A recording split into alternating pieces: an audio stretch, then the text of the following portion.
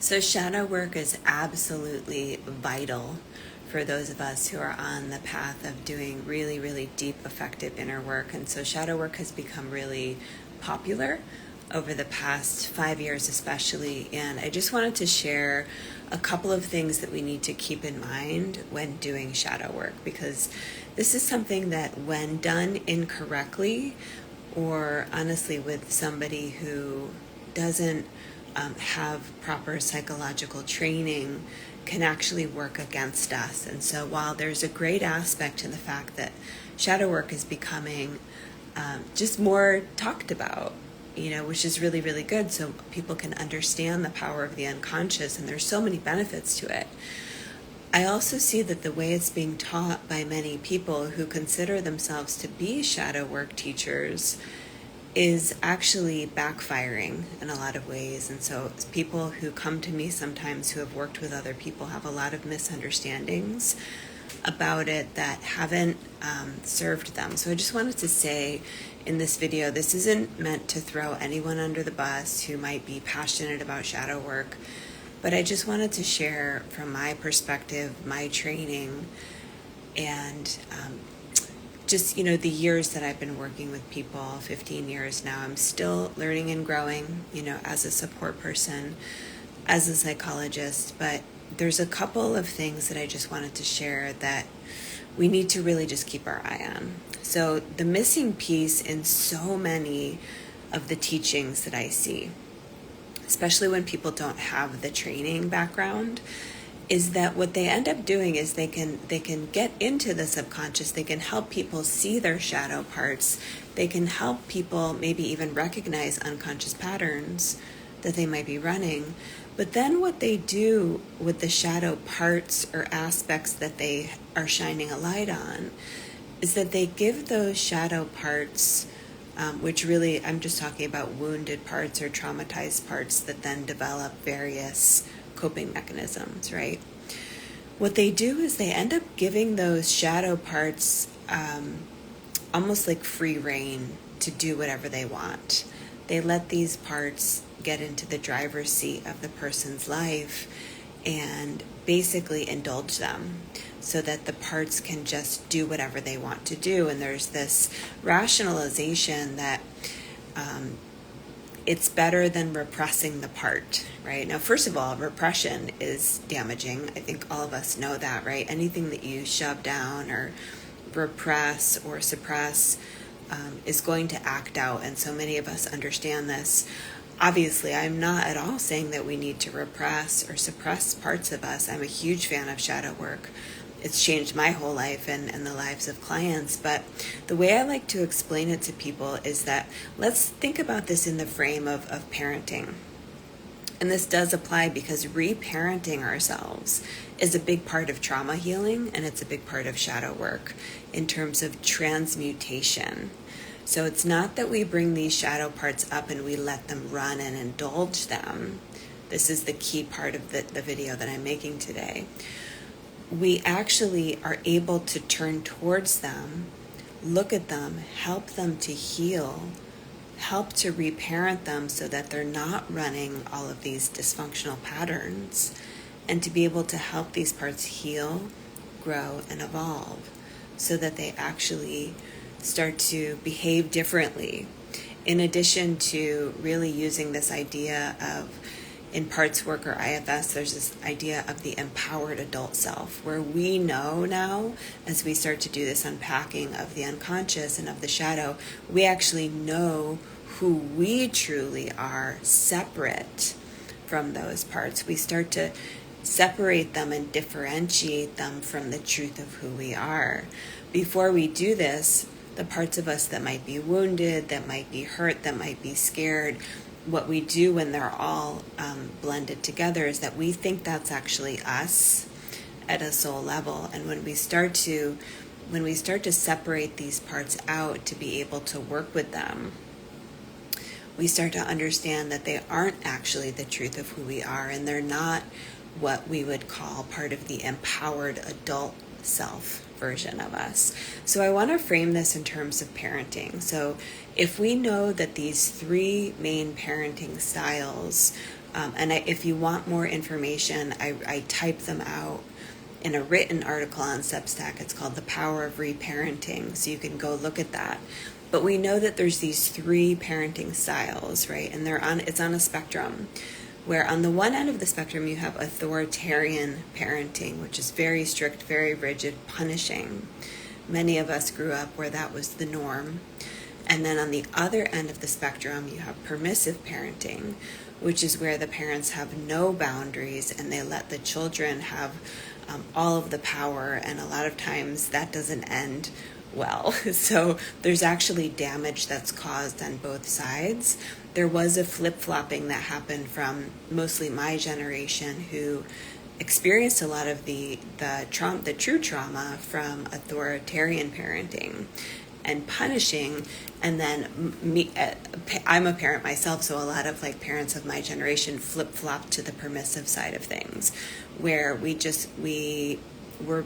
didn't have a lot of boundaries with our kids and we just let them run the show. Kids need healthy boundaries, right? They need healthy, loving boundaries when that's appropriate. So this style is the healthy middle way that's called authoritative parenting. And this has been known for decades and decades in terms of the psychological research that is really, really true. This is actually one of the gems that I really stand by in terms of psychological wisdom that we know is that the authoritative, that healthy middle way, it's basically boundaries with love. It's being able to absolutely love our children and to be able to hear them, to see them, right, to let them have a voice.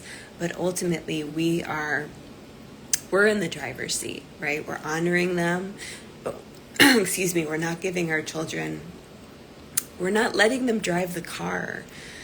So I go into more depth in that article if you want to look at it. But the reason I'm bringing up here is that we can use the same approach when we focus on reparenting ourselves. So we don't indulge these shadow parts of ourselves and just let them run amok in our life. We actually see them, we turn towards them, we give them lots of love and compassion. We listen to them, we work with them, we do things like reparenting. I have a reparenting breathwork that hundreds of people have used, and it's an incredible resource. It's in the Visionaries, or you can also purchase it on my website.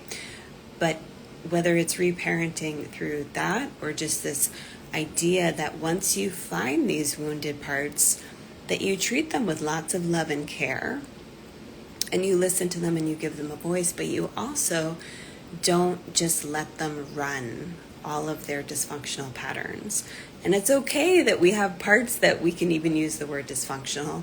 It's not that we all have these things. So it's okay for us to actually just be able to sit in reality with the fact that a lot of these parts, because they needed to survive, were just programmed with unhealthy coping mechanisms that just aren't serving us now as adults. So it's okay to be able to turn towards these things and to know that we don't give all of our power away to these parts, because I do see that a lot of shadow work teachers, basically, they find a part, they find some unconscious pattern that's running, and then they just let it run.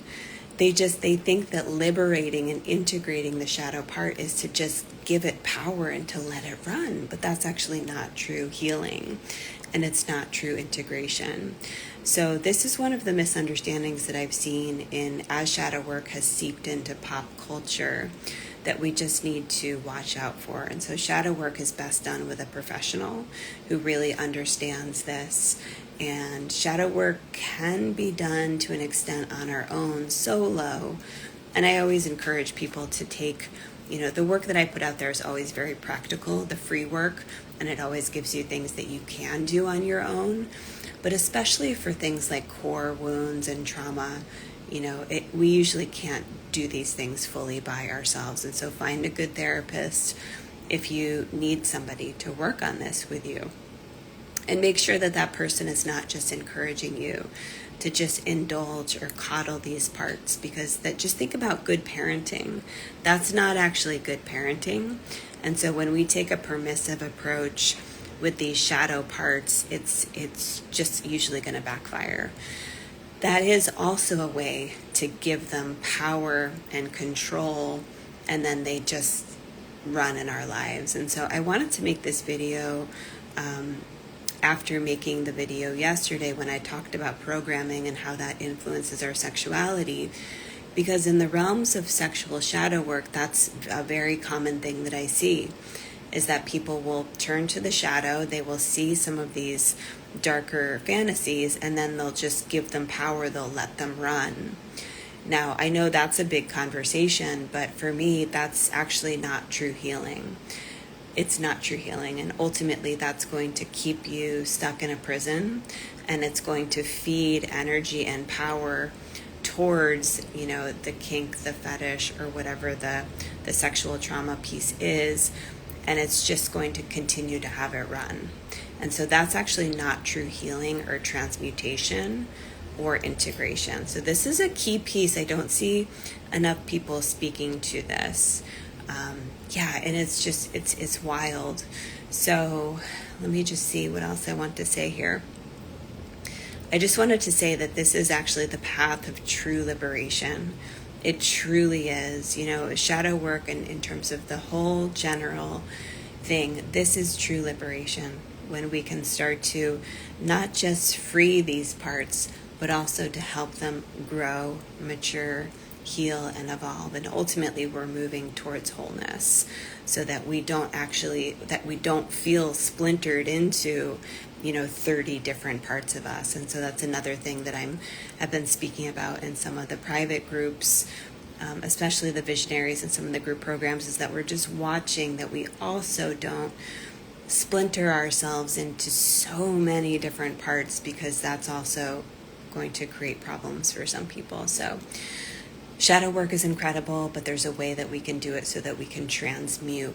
And the transmutation process of these shadow parts versus just letting them run and indulging them, the transmutation and the true integration is where we attain the gold, the true power, and the true wisdom, and the true maturity on a soul level of what shadow work truly affords us.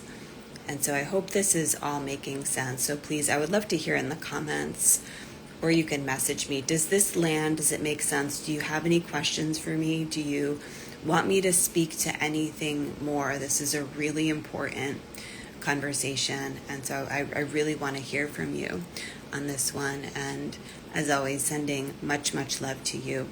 Keep going on the path. Every step is worth it, I promise you.